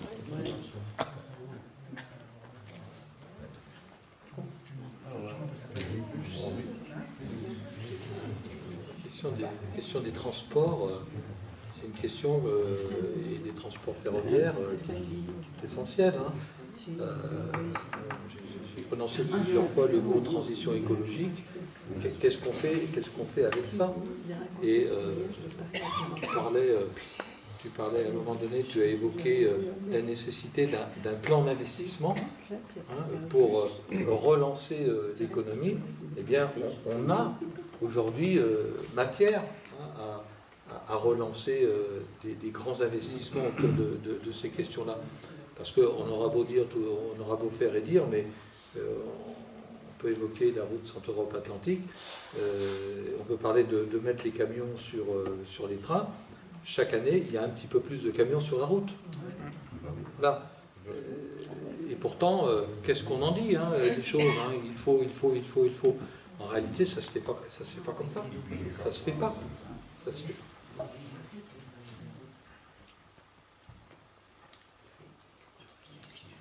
Allez-y. Hein. Mais bon, tu vas assommer, c'est un peu long. Bon, en tout cas, ce qu'il faut bien voir là, sur cette circonscription, mais Jean-Paul, tu diras un mot sur la tienne après, si on regarde un petit peu le contexte politique, vous avez actuellement la plupart des candidats de droite, comme ceux qui se présentent de gauche d'ailleurs, qui se revendiquent de la majorité présidentielle ou de Macron. En gros... Tu parles de ceux qui vont manger la soupe. Voilà. Ouais. Ils mangent tous dans la même gamelle, quand même. C'est bon.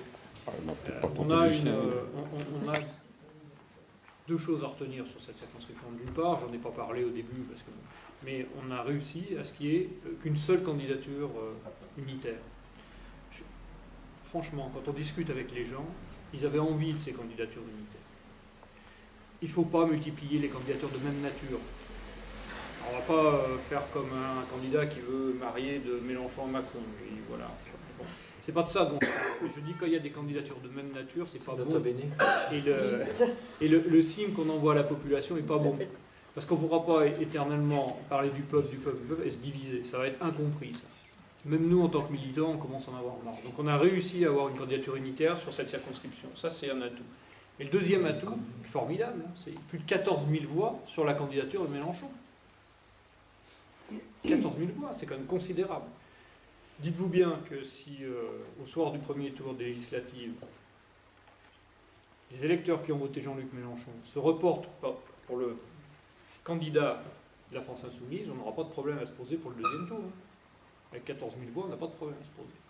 Donc là, on a besoin de faire un travail tous. C'est d'aller convaincre qu'il faut y retourner. Qu'il faut y retourner parce que la majorité, elle n'est pas faite.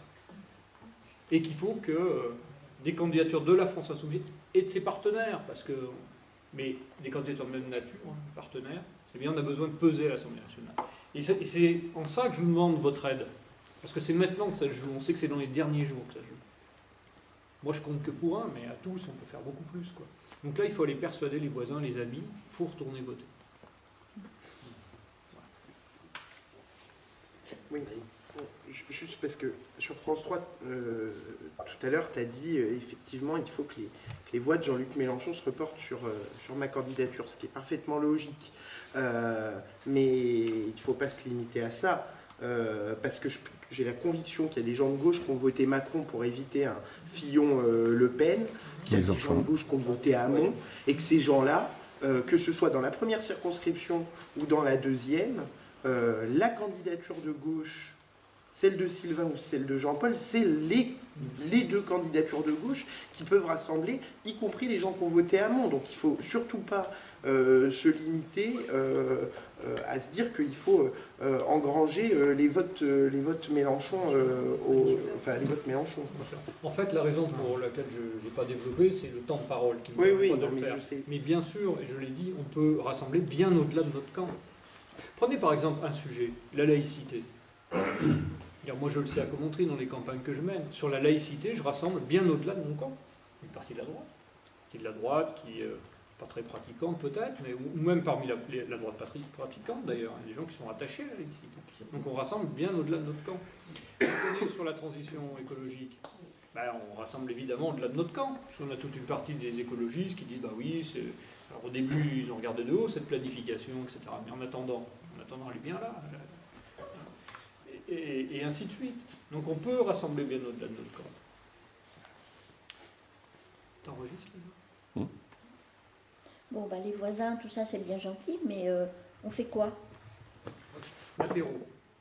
Si vous me demandez, je vous dis l'apéro. Franchement, je ne peux vous dire franchement, voilà, c'est ce qui fonctionne le mieux. On a fait des réunions, nous on a fait tout un tas de choses. Voilà, oui. Vous invitez quelques amis à boire l'apéro. Si... De plus en plus dur les campagnes. Oui, non mais... Parce que je vais vous dire une chose. On ne peut pas donner aux gens le goût du bonheur si on n'est pas de la convivialité. Oui, une campagne, c'est passé pour être d'accord, mais on peut faire un apéro au marché. Moi, je vote sur Moulin, je suis à Chezelle, donc, mais je veux bien aider. Et puis sur Chantal, il ne se passe rien, quoi. Alors, Nous, on est contre les apéros.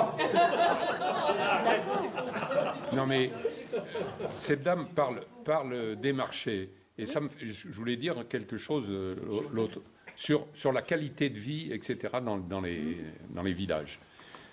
Deux choses. Le village de Montvic. Il y a eu un travail qui a été fait par une copine qui est factrice là qui s'appelle le bouquin qui s'appelle Le Village et qui décrit le village de Montvic avec 3 types de populations, ceux qui ont toujours vécu dans la commune, ceux qui sont revenus au village après leur retraite, et les gens qui ont choisi le village de Montvic pour la qualité de vie. Et il y a à Montvic, et le Kangou du Bonheur, là, y est allé l'autre jour, et je vous assure, j'ai passé un après-midi là-bas, extra, parce que le mercredi après-midi, il y a un petit marché sur la place de Montvic, avec des producteurs locaux qui sont là. Une qualité de vie avec des gens, y compris des producteurs locaux. Il y a un producteur de pain qui est à Lourdes-Beaune, qui était là avec son petit garçon. Le gamin, heureux comme tout d'être là et tout. Des jeunes couples qui venaient avec leurs enfants aussi, les enfants qui s'amusaient sur la place. Mais c'est vraiment le goût du bonheur, quoi. Et il y a une qualité de vie là, et puis autour de ces producteurs locaux qui offrent leur production locale, justement, on parlait des circuits courts et tout à l'heure. Bon, mais c'est formidable, quoi. Et on discute là, et on passe un après-midi, mais vraiment sensationnel, quoi. Et ça, on peut le retrouver dans d'autres endroits, quoi. Il suffit de... Voilà, sur Vichy, je sais qu'à Ghana et tout, il y a plein de choses qui se sont faites. Moi, quand j'ai appris que je votais sur Moulin, Ghana, je les ai mis un petit peu de côté. Je me suis rapprochée de 5%, du groupe d'appui de 5%. J'attends encore qu'ils m'appellent, quoi. Hein, je me suis proposée pour coller des affiches, pour distribuer des tracts. Voilà. Donc, à Saint-Pourçain, par exemple, il y a un grand marché le samedi matin. Oui. Il y a un kiosque là. Pourquoi est-ce qu'on ne fait pas quelque chose? J'y vais samedi. Ah, bon, voilà. Donc, il peut y avoir un apéro justement sur ce kiosque-là, à côté du marché à Saint-Pourçain. Mais moi, toute seule, je ne peux pas. On y sera samedi, donc vous êtes la bienvenue avec nous. Vous aviez laissé vos coordonnées? À qui donc?